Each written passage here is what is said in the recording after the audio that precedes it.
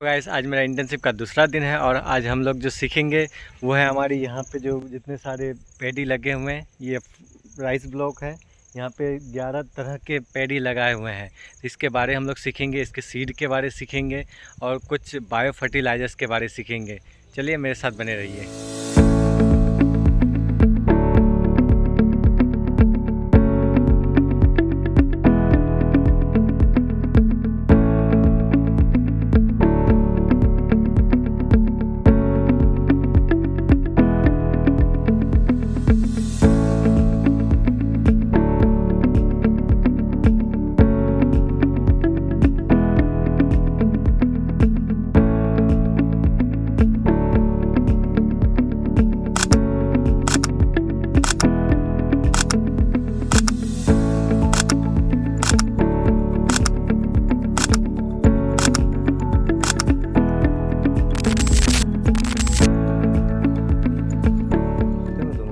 आप देख सकते हैं कि बहुत ही वैरायटी के सीड्स हैं, जिसे आप हम देख सकते हैं। ये वाले सीड है मक्का, सफ़ेद मक्का देख सकते हैं। ये सफ़ेद मक्का और बहुत ही तरह तरह के सीड्स हैं। ये देख सकते हैं मक्का।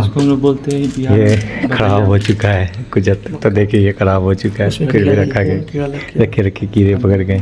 बोतल में रखे हुए कीड़े पकड़, इसको हम बोलते हैं भदैया। ये देखिए धनिया, देख सकते हैं धनिया। पुदीना भी है, पुदीना। ये तो आप समझ सकते हैं मटर, जिसकी पनीर बनती है। जिसमें पनीर, मटर पनीर। फिर बटरी क्या है? ये उड़द की दाल। उड़द की दाल, आप लोग तो सुना ही होगा उड़द की दाल, तो देख सकते हैं। गिल की और ये तुअर, तुहर वही दाल, गिल की दाल, तुहर हर। ये भी धान है एक किस्म की, जो 60 से 70 दिन में होती है, जिसको लाल नाम इस धान का लाल है। ये वाला आप देख सकते हैं, गेस कर सकते हैं ये क्या चीज़ है। ये एक प्रकार का धान है जिसको गलरी नाम से जाते हैं। ये 80 से 90 दिनों में हो जाते हैं।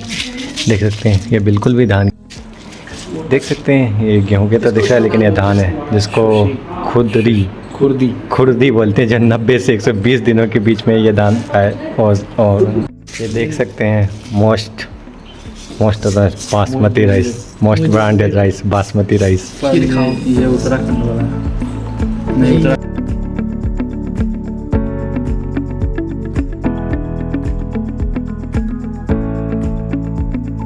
सबसे पहले हम जब सस्टेनेबल एग्रीकल्चर के ऊपर बात करते हैं तो इसमें हम इन लोगों को एनपीएम बेस्ड फार्मिंग जानते होंगे, non pesticide manage based farming और नेचुरल फार्मिंग, इनको प्रमोट करते हैं ना।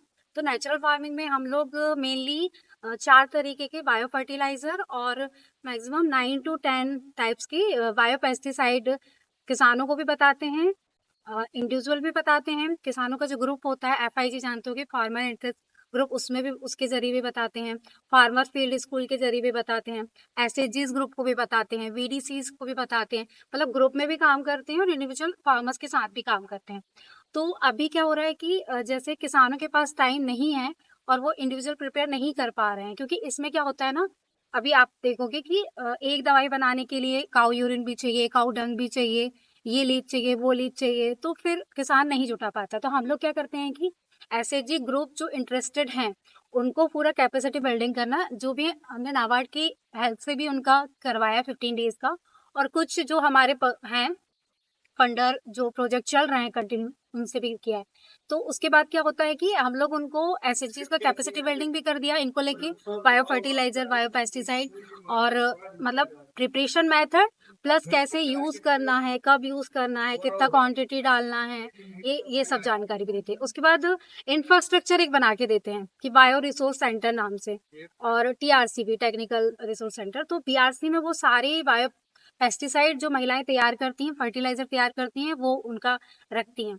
तो फिर क्या होता है, किसान जिसके पास टाइम नहीं है, और ये विलेज लेवल पे ओपन कराए जाते हैं कि मतलब 5 विलेज में एक हो गया, एक ग्राम पंचायत में एक हो गया, तो उसमें से क्या होता है कि इनको थोड़ा सा एक अर्निंग भी हो गई कि ये लोग बनाती हैं, किसान इनसे खरीदते हैं, ये उन्हें बेचती हैं, क्योंकि बीच में उनको 2 घंटे का टाइम देना पड़ता है और ये सब अवेलेबल रहता है।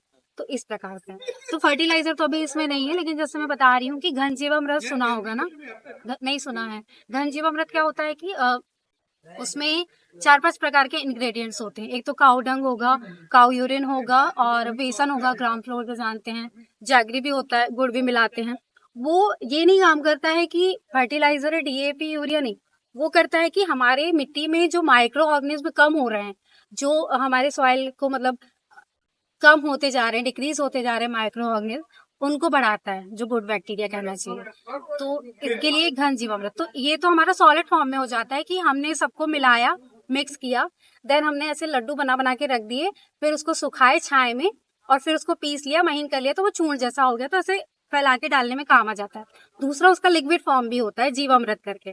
तो जीवामृत में काऊ यूरिन का उपयोग करके बनाते हैं। तो उसमें क्या होता है कि जब हम हमारी फसल हमने बो भी दिया है, मतलब सोइंग के बाद भी हम उसको इरिगेशन की सहायता से या फिर ऐसे उसको दे सकते हैं, तो वो लिक्विड फॉर्म में हो गया।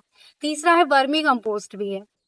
वर्मी कंपोस्ट तो जानते होंगे कि वर्मी बेड रहता है ना, उसमें फिर जो क्या होता है उसमें तो मेनली गोबर कचरा, फिर गोबर कचरा इस तरीके से लेयर लेयर बनाते हैं और उसमें फिर वही केंचुए छोड़े जाते हैं जो सिर्फ गोबर को खाते हैं, थोड़े अलग टाइप के आते हैं, देखना वो। तो वो हमारी 3 महीने में बन के तैयार हो जाती है। फिर वो भी 4 क्विंटल समथिंग पर एकड़ में उपयोग करते हैं।